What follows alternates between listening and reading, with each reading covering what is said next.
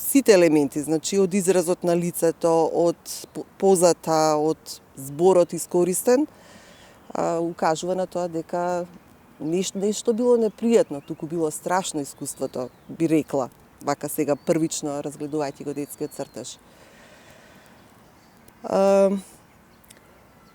За жал, некогаш сите возрастни, не само тие што работат директно со децата, не сме доволно свесни за тоа како, на кои се можни начини може да влие нашиот збор, нашата постапка, нашата поглед, некој избеган, неконтролиран врз детето.